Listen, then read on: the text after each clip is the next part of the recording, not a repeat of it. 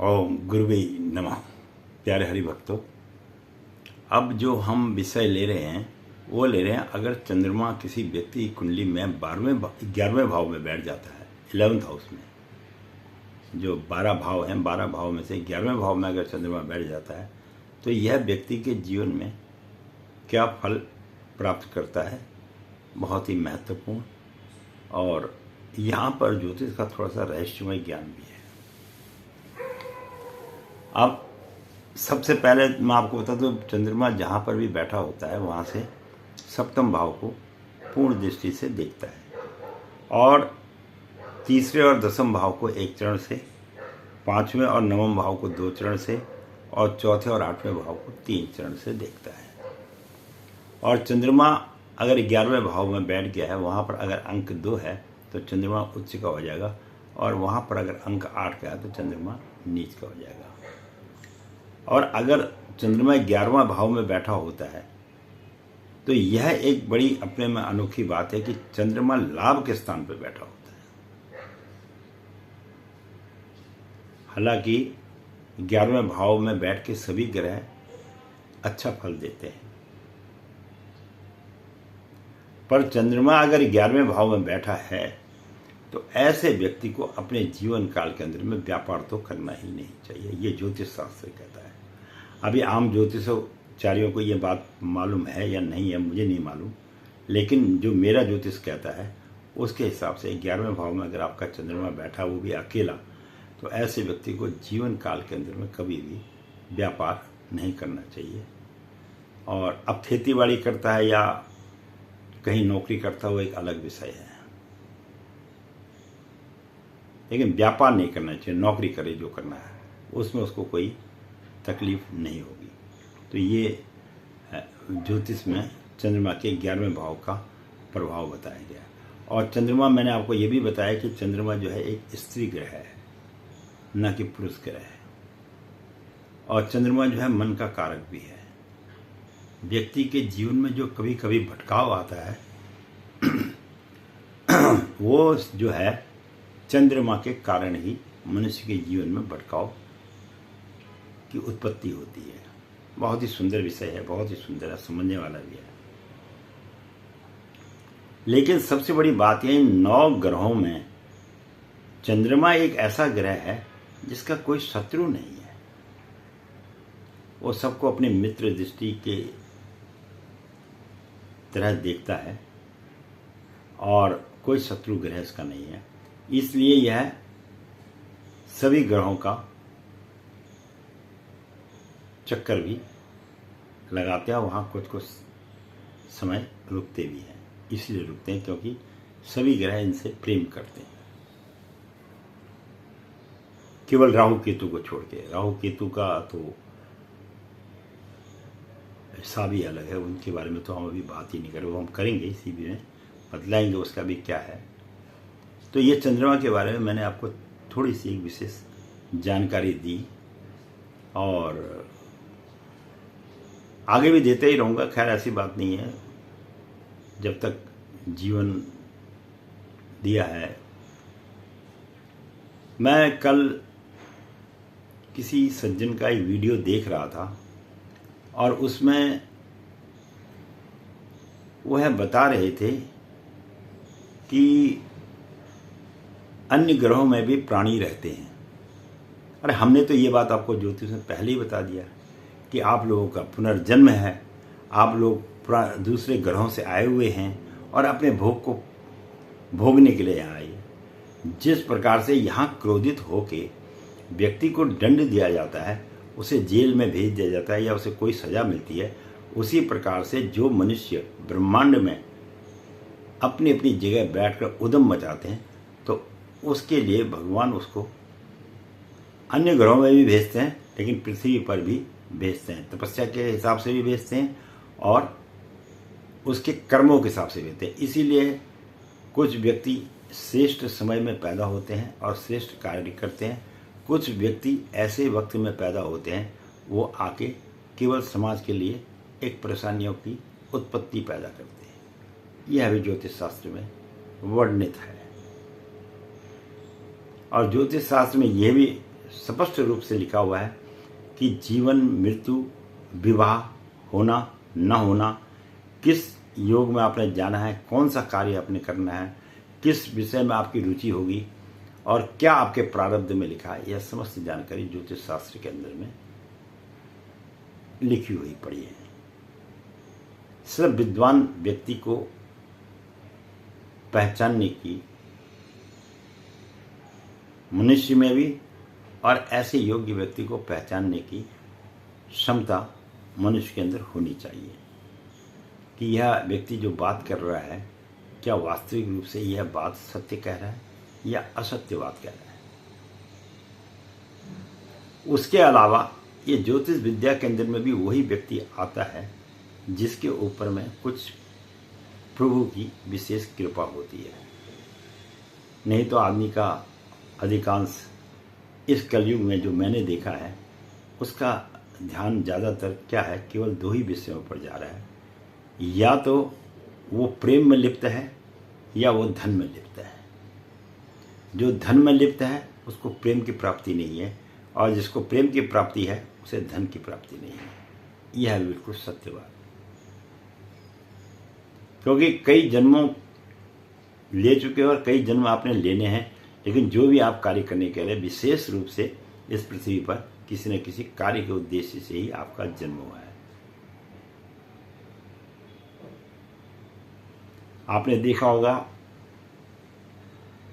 कुछ मनुष्य जीवन में विवाह के पक्ष में नहीं होते, चाहे वो लड़की हो या लड़का हो, और कुछ मनुष्य चाहे लड़का हो या लड़की हो वो बचपन से ही प्रेम में लिप्त रहते हैं।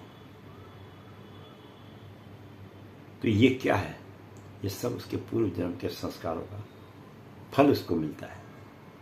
यही ज्योतिष शास्त्र हमको सिखाता है। और कोई आदमी ये कहे कि इसका वर्णन नहीं है कि किस व्यक्ति का विवाह किस तरह से होना है, कैसे होना है, कहाँ होना है, कब होना है, होगा या नहीं होगा, ये समस्त जानकारी हमारे ज्योतिष शास्त्र के अंदर में वर्णित किया हुआ है। यहाँ तक कि यह भी लिखा हुआ है कि किस व्यक्ति की मृत्यु किस प्रकार से होगी, यह भी उसमें निश्चित रूप से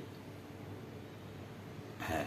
आकाश से बिजली गिरने से होगी या एक्सीडेंट से होगी या कोई आपकी हत्या कर देगा या आप स्वयं सुसाइड कर लेंगे।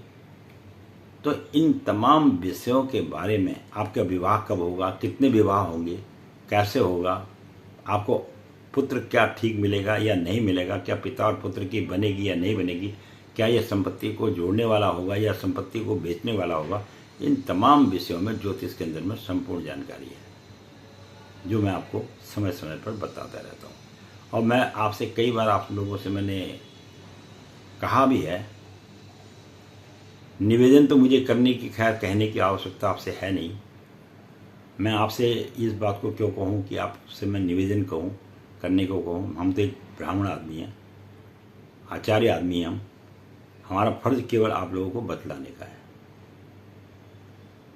अब आप लोग जो चैनल नहीं देख सकते हैं तो उसके लिए तो मेरे पास कोई ऐसी जड़ी बूटी तो है नहीं जो मैं आपको घोल के पिला दूँ और आप देखो। ये तो स्वयं जब प्रभु की कृपा होगी और जब आपके अंदर में भक्ति की जागृति होगी या जब आपके ऊपर में दुख आदि उत्पन्न होंगे, तब आपको हमारी बातें मस्तिष्क में याद आएंगी।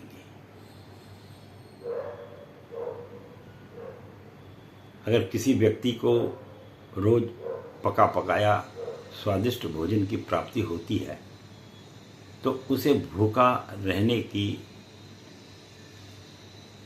क्या स्थिति होती है वो उसको मालूम नहीं हो सकता। उसको यह स्थिति तभी मालूम होगी जब वह कभी जीवन काल में अच्छा भोजन करने वाला व्यक्ति, जब उसे भोजन नहीं मिलेगा तब उसे भोजन की विषय में ज्ञान होगा कि वास्तविक रूप से भोजन मनुष्य के लिए कितना जरूरी है। इसी प्रकार से अपने जीवन को श्रेष्ठ बनाने के लिए भी व्यक्ति को जीवन में अपने भविष्य के बारे में पता होना चाहिए।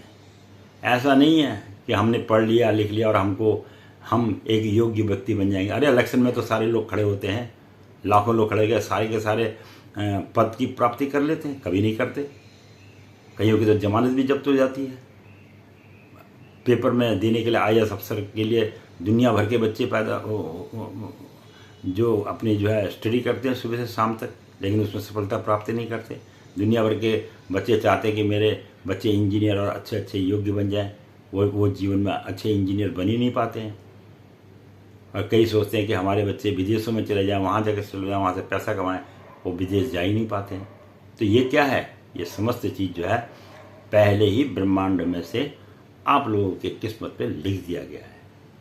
और जो आदमी इस बात को सोचता है कि मैं अपनी किस्मत को पलट लूँगा, वो उसकी सोच गलत है। अरे हम भी तो चाहते थे कि हम भी अपनी किस्मत को पलट के बहुत कुछ कर लें। मैं भी आज देश का एक बहुत बड़ा, क्या विश्व का एक नेता बन जाता, लेकिन हमारे प्रारब्ध में नहीं है। हमारे प्रारब्ध में नहीं है। हमको भी बोलना आ रहा है, हम बोल रहे हैं आपके सामने यूट्यूब में, तो क्या हमारे प्रारब्ध में जब वो चीज़ है ही नहीं तो हम बन कैसे सकते हैं? इसी प्रकार से कुछ लोग नेता बनते हैं, कुछ अभिनेता बनते हैं, कुछ गायक बनते हैं, कुछ प्रोफेसर बनते हैं और कुछ डॉक्टर बनते हैं, कुछ जज बनते हैं। तो ये क्या है? ये सब उसके प्रारब्ध का खेल है। उसने पूर्व जन्म में जिस प्रकार के कर्म किए हैं उसी हिसाब से उसकी भूमिका भी इस पृथ्वी पर बन जाती है। मैंने वीडियो में कई बार देखा है, कई लोग ध्यान की ओर चले जाते हैं, उन्हें वैसे श्रेष्ठ गुरु मिल जाते हैं, वो उनको ध्यान की ओर ले जाते हैं। और किसी को ऐसे गुरु मिल जाते हैं, वो उनको कुमार्ग में ले जाते हैं, कहते हैं शराब पीना सीख लो, दूसरी लड़कियों के पास जाना सीख लो। तो इस प्रकार की जो उत्पत्ति होती है आदमी के अंदर में, वो उसके मस्तिष्क में उसको उसी प्रकार से मनुष्य भी मिल जाते हैं और उसी हिसाब से उसके साथी मिल जाते हैं। आप किसी व्यक्ति को कितने ही श्रेष्ठ जगह पर रख दीजिए, अगर उसकी किस्मत में जीवन में जुआ खेलना लिखा तो वो खेलेगा ही। जैसे महाभारत में पांडवों और कौरवों के बीच में जुआ हुआ था, जबकि सब दिव्य पुरुष थे, फिर भी वो हुआ। क्यों? होनी बलवान है, होनी जो है बलवान है। इसी प्रकार से मनुष्य जब किसी की ओर अगर जाता है तो ये उसके अपने बस में नहीं है, ये सब प्रकृति का उसके लिए रचा हुआ खेल है। कुछ लोगों को पैदा होते ही माँ बाप की मृत्यु हो जाती है और कुछ लोग बुढ़ापे तक ये सोचते रहते हैं कि ये हमारे माँ बाप कब मरेंगे। ऐसे ही लोग दुनिया में हैं। वो चाहते हैं कि जो है ये लोग चले जाते तो अच्छा रहता, हम स्वतंत्र हो जाते। और कई लोग रोते हैं कि हमें हमारे पिता का और माता का साया हमारे सर पर नहीं रहा। तो इस बात को समझना जो है एक बहुत महत्वपूर्ण और गूढ़ रहस्य का काम है। इसको अभी जो विशेष आदमी ही इस ज्ञान की प्राप्ति कर सकता है। अन्यथा मैंने बोला जब ज्ञान की बात होगी तो ये उस समय या तो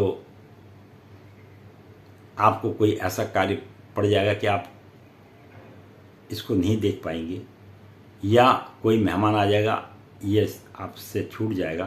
तो इस प्रकार की नाना किस्म की बातें हैं जो प्रकृति ने आप लोगों के लिए रच के रखा हुआ है, तभी आपको इस पृथ्वी पर भेजा है।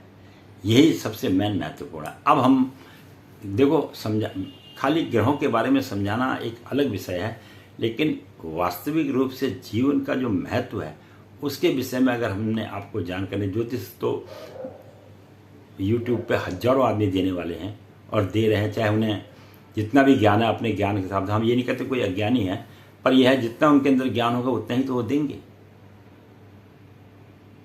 पर ज्योतिष की जो एक विशेष पकड़ होती है, ये माँ भगवती की कृपा से ही और माँ सरस्वती की कृपा से ही आदमी के मस्तिष्क में बैठती है।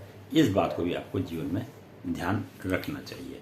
और अब हम आपको बताते हैं कि 11वें भाव में अगर चंद्रमा कुंडली में बैठ जाए, 11वां भाव बोल रहा हूँ मैं आपको, अंक वहाँ पर 2 या 8 का अंक है, तो फिर उसका अपने में एक विशेष महत्व, उसके विषय में भी मैं जिक्र कर रहा हूँ और आपको बतलाता हूँ।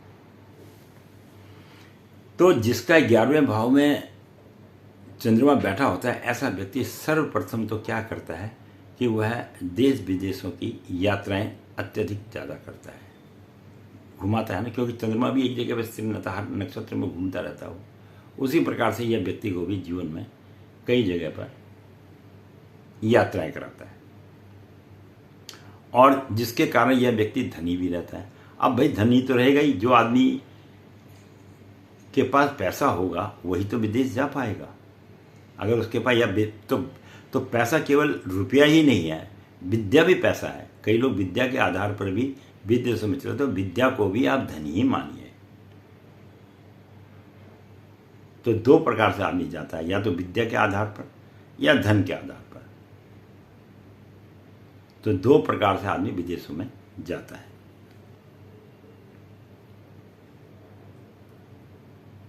और इन ऐसे जिनका 11वें भाव में चंद्रमा बैठा होता है, ऐसे व्यक्तियों का अपने जीवन में मनुष्य के साथ अच्छा तालमेल रहता है। बात को ज़्यादा तर्क वितर्क में नहीं करते हैं, अपने लक्ष्य की प्राप्ति के लिए ये बड़े बड़े लोगों के साथ संपर्क भी स्थापित करते हैं। और जीवन में ऐसे व्यक्ति जितना मर्जी चाहे उतना पैसा कमा सकते हैं, जिनके 11वें भाव में चंद्रमा बैठा है, अगर वो चाहें तो। अब अन्य ग्रहों की दृष्टि किस प्रकार की पड़ रही है वो एक अलग विषय है, पर अधिकांश ऐसा दिखा कि ऐसे व्यक्ति जीवन में अच्छा पैसा कमा लेते हैं और संतान का भी सुख इनको प्राप्त होता है। इनका वो संतान का सुख भी प्राप्त होता है। और गले की समस्या इनको थोड़ी सी रहती है, जीवन काल के अंदर में थोड़ा गले में उनको परेशानी रहती है। और ऐसे व्यक्तियों का जो चेहरा होता है, कहते हैं ना ऑयली चेहरा है, जिसमें तेल किस्म का निकलता है, कईयों का चेहरा रूखा होता है, ऐसे व्यक्तियों का चेहरा में तेल वगैरह पाया जाता है।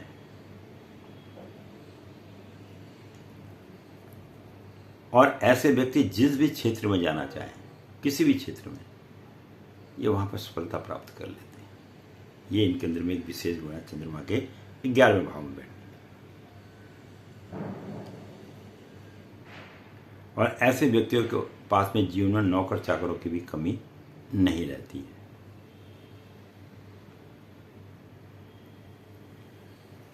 और ऐसे व्यक्ति अधिकांश ये भी देखा गया कि यह अपने देश छोड़कर दूसरे देश में ज़्यादा रहते हैं। और वहीं कई बार ऐसा भी मौका मिलता है कि जिस स्थान पे ये जन्म होते हैं वहाँ तो ये रहते नहीं, दूसरे स्थान पर चलेंगे, लेकिन ऐसे व्यक्ति विदेशों में जाके भी सेटलमेंट अपनी कर लेते हैं, विदेशों में भी ये चले जाते हैं।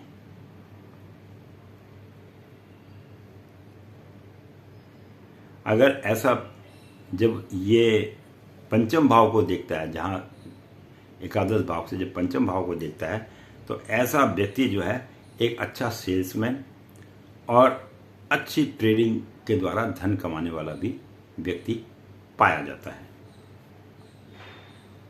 और उसकी जो संतान होती है वो उच्च पद की ओर जाती है, ऐसा भी ज्योतिष शास्त्र कहता है।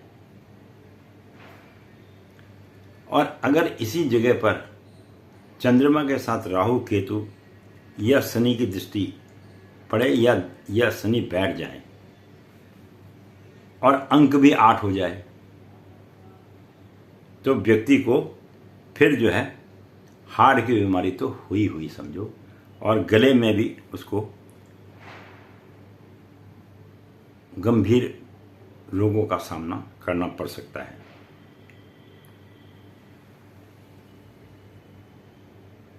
और ऐसे व्यक्तियों की माताओं को सांस लेने में भी कई बार तकलीफ देखी गई है ज्योतिष शास्त्र के अनुसार। और फिर क्या है, जब अष्टम चंद्रमा बैठा है तो फिर व्यक्ति के पास धन की भी कमी हो जाती है, और उसकी ज़रूरत के अनुसार जो उसको जीवन में कठिनाइयाँ हैं वो भी उसको झेलनी पड़ती है।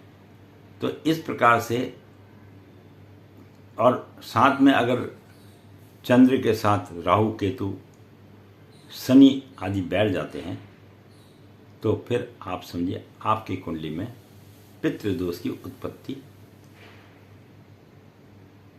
हो जाती है। फिर आपको किसी से पूछने की जरूरत नहीं कि पितृदोष है या नहीं है।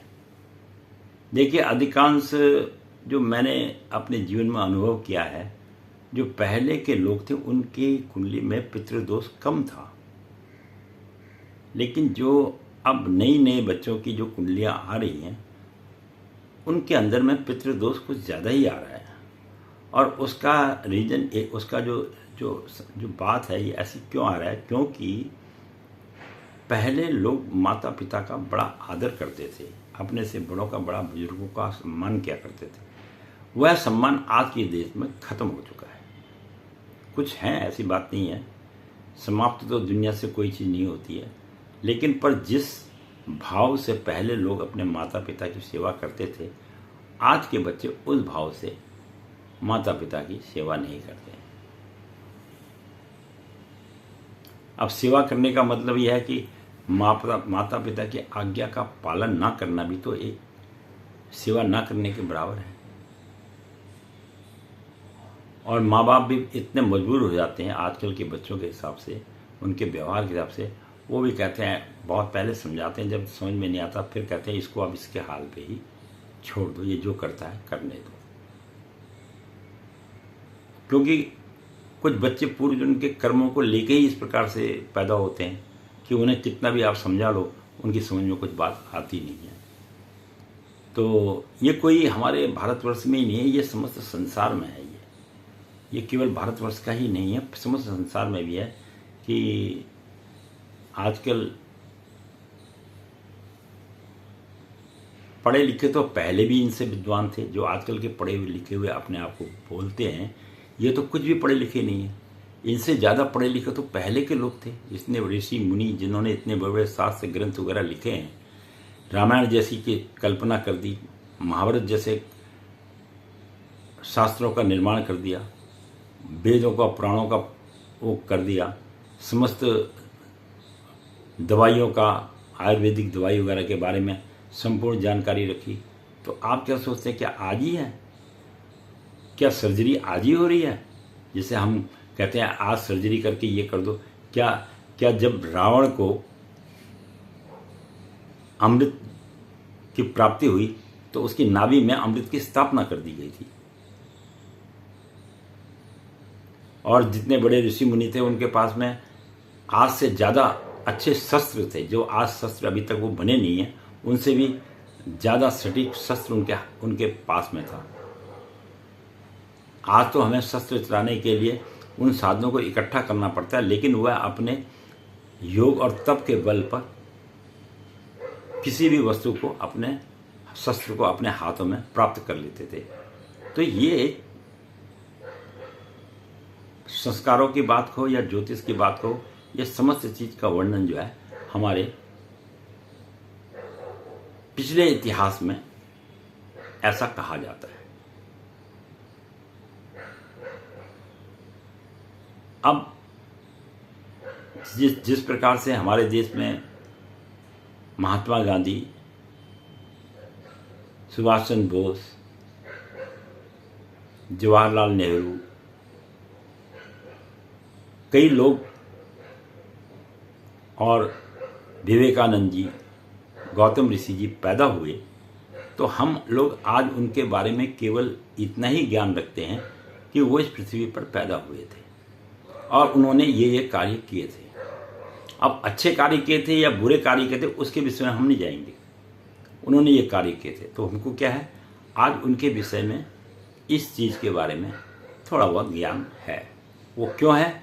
क्योंकि कुछ लोग उस समय के टाइम पर उन्होंने ये चीज़ें लिख कर रख दी थी। इसी प्रकार हमारे ऋषि मुनियों ने भी हमारे वेद शास्त्र वगैरह को जो है, उस समय में कागज़ तो होता नहीं था, तो उन्होंने क्या करा, भोजपत्र नाम का एक पेड़ होता है, भोज का पेड़ बोलते हैं उसे, और यह ज़्यादातर जंगलों में पाया जाता है। तो इसमें जो निकलता है वो एक कागज़ जैसा निकलता है।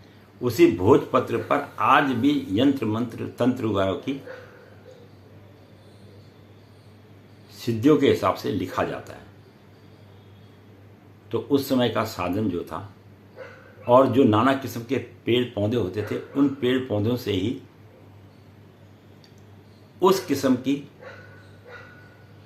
जिसको स्याही बोलते हैं, इंक बोलते हैं, वो बनाई जाती थी, जो आज केमिकल के द्वारा बनाई जाती है। तो कहने का तात्पर्य मेरा यह है कि हमारे ज्योतिष शास्त्र में समस्त ब्रह्मांड का ज्ञान है, सभी चीज़ों का ज्ञान है।